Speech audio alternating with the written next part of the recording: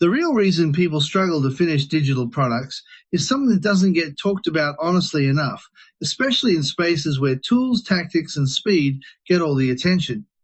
You see it all the time. People start an ebook, a course, a guide, or some kind of digital offer. They're excited at the beginning, they've got ideas written down, maybe they even have a rough outline, and then somewhere along the way, everything slows down. Weeks turn into months. The project gets pushed aside, and eventually it ends up in a folder marked, "I'll come back to this later," which almost never happens. What's interesting is that when you listen to how people explain why they stopped, they often blame surface-level reasons. They say they ran out of time, they got overwhelmed, they lost motivation, or life just got in the way. On the surface, those reasons sound reasonable, and sometimes they are part of the picture, but when you dig a little deeper, there's usually something else going on underneath that explains why the product never made it to the finish line. Before we get into that, let's talk about what I've personally seen over and over again. Over time, I've spent a lot of hours reading through forum threads, Facebook groups, comment sections, and creator discussions where people openly talk about unfinished products. These aren't people who are just starting out either. We're speaking about people who genuinely want to create something useful. When you read enough of these conversations, patterns start to appear. People might use different words, but they often describe the same experience. They say things like, "I didn't know what to work on next," or "the project kept growing," or "I wasn't sure where I was to finish it," or "I kept changing the structure as I went." It's important to remember that those statements do matter because they all point back to one core issue. The most common reason people don't finish digital products is that they don't have a clear finish line and they don't fully understand the direction they want the product, especially a course to take. When the endpoint isn't clearly defined, everything feels open-ended, and open-ended work is hard to complete because there's no obvious moment where you can say, "This is done." So today we're going to help you answer all of these questions and help you to have a clear goal and direction so you can finally finish the course you've always wanted to create. Hey guys, Henry here from Product Creation Formula. Here at Product Creation Formula, we love to give you tips and tricks to be able to help you create your products quickly and easily. Along with that, we do product reviews as well as tips on how to make money online. If that sounds interesting to you, how about you smash the like button, subscribe, and hit the bell icon so you can be notified when we upload more videos. Okay guys, let's go check it out. Now, let's break this down properly because this isn't about blaming people or saying they aren't disciplined enough. Most people who struggle to finish digital products are putting in effort. They're just putting it in without a clearly defined goal or destination. When you don't know exactly where you're going, every step feels more lost than it needs to be because you're constantly fumbling around in the dark, not knowing where to really go with it. Number one, what people usually think the problem is. Most creators believe the issue is time, motivation, or tools. They think they need more hours in the day, better software, or a burst of inspiration to push them through. The problem with that thinking is that even when people do get more time or better tools, the unfinished products often stay unfinished. Time doesn't automatically create clarity, and tools don't decide direction for you. Without a clear endpoint, more time just means more opportunities to rethink things, and more tools just introduce more choices, which can slow progress instead of speeding it up. Number two, what shows up when you read real creator discussions? When you look through forum threads and long discussions, you'll notice that people rarely stop at, "I didn't have time." Once they explain further, they start talking about uncertainty. They didn't know how detailed the product needed to be. They weren't sure if they should add another module. They questioned whether the structure made sense, or they kept revising earlier parts because the later parts weren't clear yet. The real reason isn't time. These are direction problems, and they happen when the finish line hasn't been clearly defined from the start. Number three, the core pattern behind unfinished products. After seeing this repeated over and over again, the pattern becomes hard to ignore. When people don't know exactly what the finished product is meant to deliver to the student, the project never feels complete. There's always something else that could be added, improved, or explained further. Without a clear outcome, it's impossible to know when to stop. And if you don't know when to stop, finishing becomes emotionally and mentally difficult. Number 4, knowing the niche isn't the same as knowing the path. A lot of people push back here and say they already know their topic, and often they do. They've chosen a narrowed down niche, they know who the product is for, and they understand the general subject matter. That's important, but it still doesn't automatically give you direction.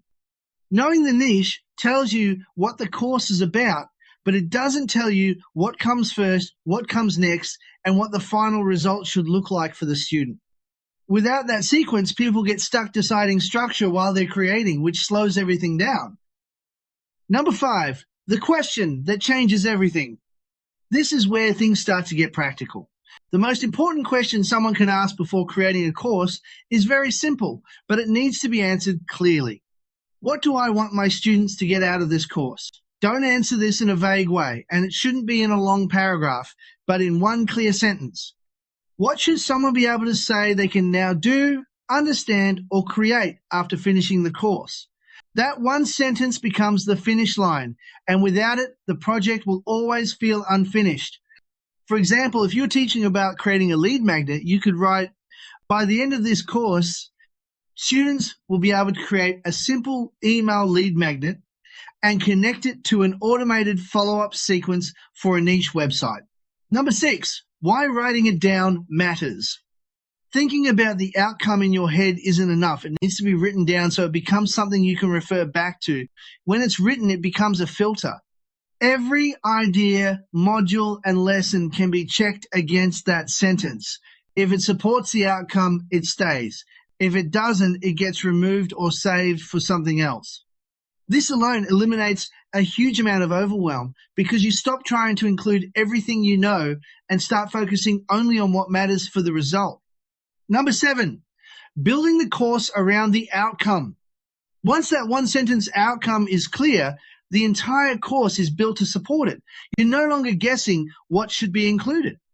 Each module exists to move the student closer to that outcome, and each topic supports the module it sits within. This creates a natural flow, and more importantly, it creates a clear endpoint where you know the job is done because the outcome has been delivered. This works for lessons and modules.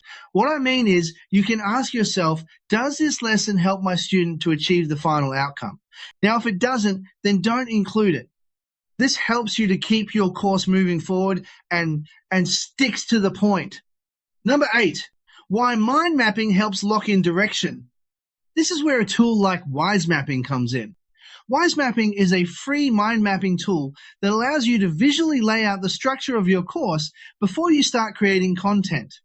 You put the main outcome in the center, then branch out into modules, and then break those modules down into topics. Seeing the entire course laid out visually makes a massive difference because you're no longer holding everything in your head. You can see where the course starts, how it progresses, and where it ends. Number 9, how wise mapping reduces overwhelm. When people feel overwhelmed, it's often because the project feels endless. A mind map turns a vague idea into a finite structure. Instead of thinking, I still have so much to do, you can see that there are, for example, 5 modules with 5 topics each. That's no longer overwhelming. It's just work that can be completed step by step. The brain handles visible structure far better than abstract ideas. Number 10, using the mind map as a guide, not a prison. The mind map isn't there to lock you into something rigid. It's there to give you direction. If small adjustments need to be made later, that's fine, but the overall path remains intact. This prevents constant rewrites and restructuring, which is another major reason products never get finished. When the structure is settled early, creation becomes execution rather than constant decision-making. Number 11, how this fits with Product Creation Formula. Here at Product Creation Formula, the focus has always been on speed, simplicity, and actually finishing products.